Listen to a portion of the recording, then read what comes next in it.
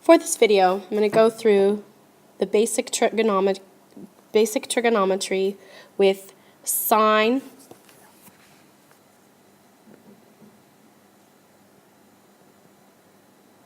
cosine, and tangent ratios. So here I have in black written one example of what a ratio would look like with unknown sides. So this is just your basic triangles, no angles, no sides given, just so we can get an idea that we're talking about ratios. And it is not a coincidence that it looks, for example, one of these ones looks like something that we would have on one side of an equation using similar triangles. One of the things that I talked about in class was that we need to remember that all of these ratios come from the idea that every single right triangle with one angle that's congruent to each other in all the triangles are similar. So right triangles are similar when one of the acute angles, these are the acute angles, one of the acute angles are congruent. Okay, so let's focus on the ratios now.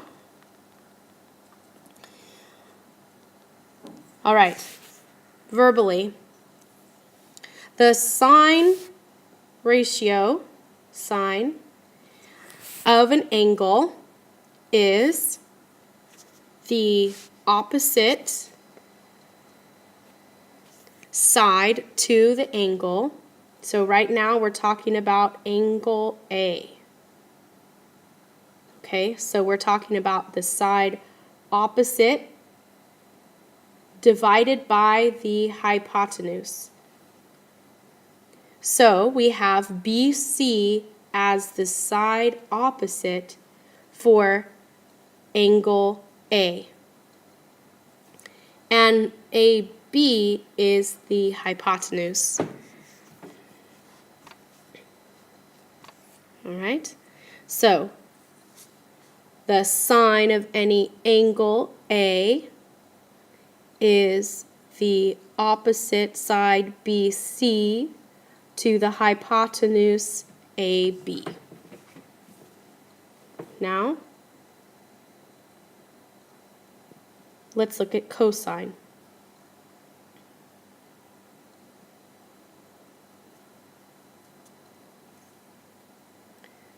The cosine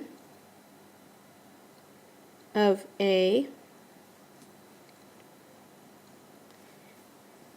looking at A, it's going to be the adjacent side to the angle, which means it's this one. This is the side that's directly next to it.